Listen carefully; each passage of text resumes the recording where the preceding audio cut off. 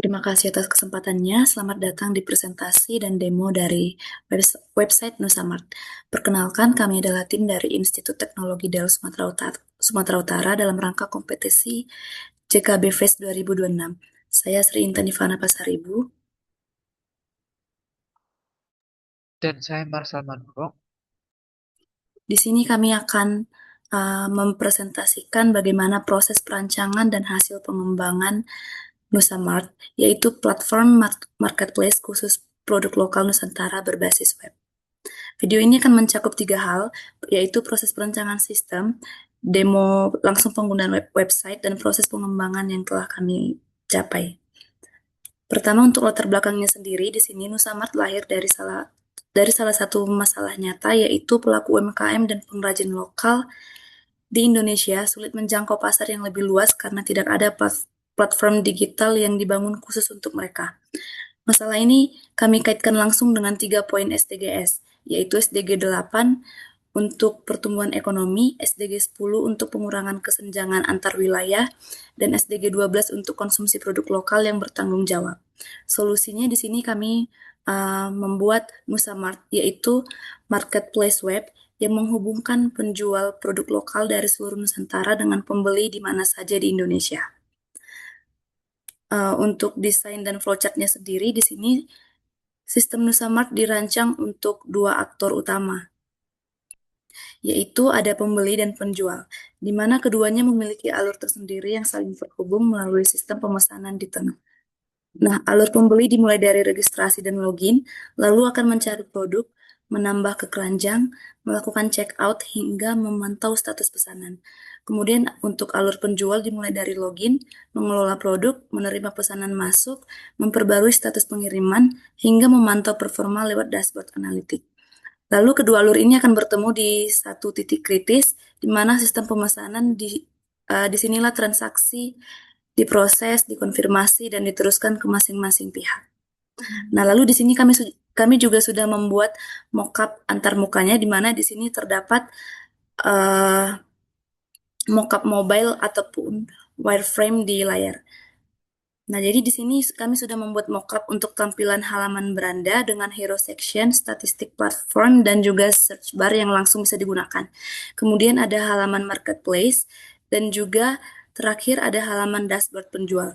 Nah, desain ini menjadi acuan pengembangan yang kami ikuti dari awal hingga akhir. Selanjutnya kami akan melakukan uh, demo dari aplikasi yang digunakan.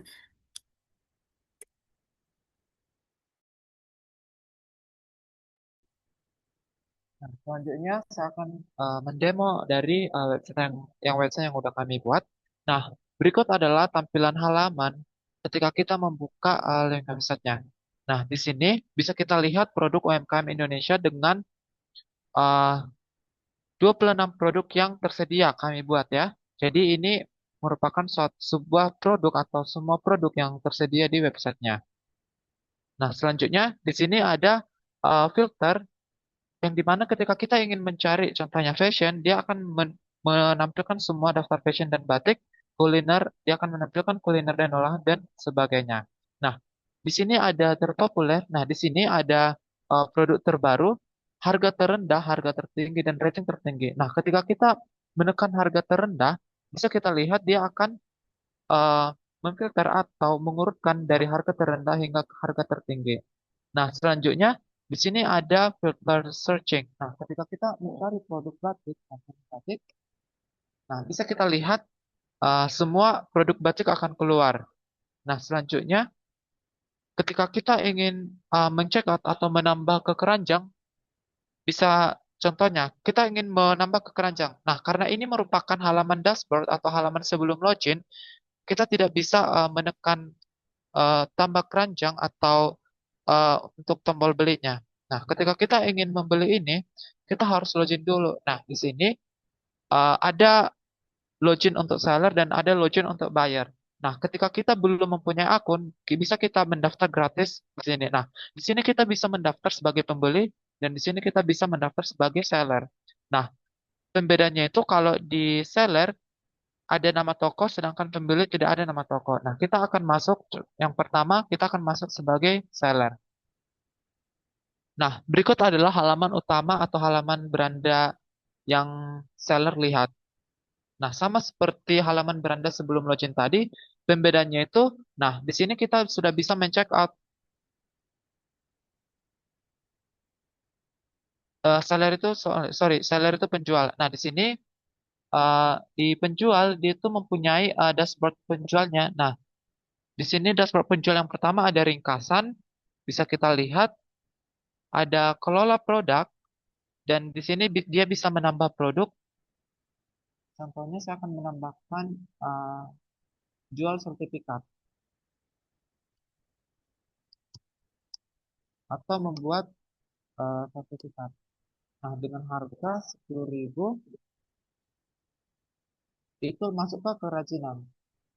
Nah, stoknya itu contohnya kita buat 10. Nah, ketika kita menambah produk, dia akan secara otomatis tertambah di bawah seperti berikut. Nah, dia juga bisa mengedit dengan contoh kita buat sertifikat 01, simpan perubahan. Nah, dia akan secara otomatis menyimpan. Nah, ketika kita ingin menghapus, contohnya kita akan menghapus padi Sumatera. Nah, dia akan secara otomatis terhapus. Selanjutnya ada kelola pesanan. Kelola pesanan ini adalah pesanan yang sampai kepada kita. Selanjutnya ada analitik. Analitik ini adalah semua total pemasukan, berapa yang diorder, dan juga rata-rata value-nya berapa. Nah, di sini juga ada performa produk. Nah, performa produk itu adalah produk mana yang paling tertinggi dijual. Selanjutnya ada pendapatan per bulanan dari Januari sampai Juni. Nah, selanjutnya yang terakhir ada pengaturan toko. Nah, di sini kita bisa mengubah informasi akun dan juga kita bisa mengubah password akun. Selanjutnya saya akan login ke pembeli atau buyer. Nah, yang membedakan kita sama seller, kalau di seller itu tadi kan ada dashboardnya kan. Kalau di pembeli itu dia tuh nggak ada. Nah, selanjutnya saya akan membeli ini. Saya akan membeli dia sekarang. Saya akan memilih pengiriman dan metode pembayaran. Nah, di sini saya memilih pengiriman ekspres dengan metode pembayaran bayar di tempat. Nah, di sini saya membeli sambal bawang kan. Contohnya saya ingin membeli dua atau tiga. Nah, saya akan membuat alamat Jalan Aijejel nomor 12. Nah, saya akan membayarnya sebanyak 114. Nah, di sini dia akan membuat pesanan berhasil.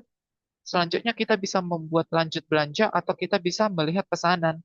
Nah, contoh, kalau kita ingin melihat pesanan, kita bisa melihat eh, pesanan sambal bawang homemade kita tadi. Nah, di sini contohnya, kita ingin membatalkan pesanan ini. Nah, dia akan secara otomatis terbatalkan. Nah, selanjutnya di buyer juga dia itu bisa menambah ke keranjang. Nah, ketika kita menambah ini ke keranjang, dia akan secara otomatis tertambah ke keranjang. Nah, selanjutnya dia juga bisa menambah ke wishlist. Nah, dia akan secara otomatis tertambah ke wishlist.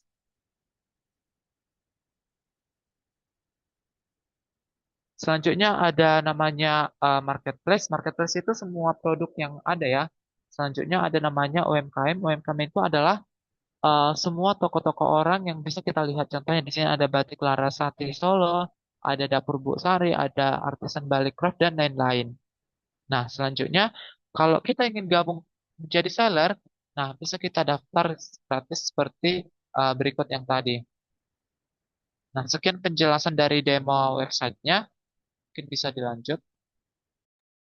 Nah, jadi dari hasil demo yang sudah kami lakukan, Bursa Mart ini dibangun dengan stack teknologi yang modern, di mana di sisi front end-nya, di sini kami menggunakan React.js versi 19 dengan Vite sebagai build tool-nya. Kemudian React Router DOM untuk navigasi, lalu ada Justin untuk state management, Recharge untuk grafik dashboard, dan Framer Motion untuk animasi antarmukanya.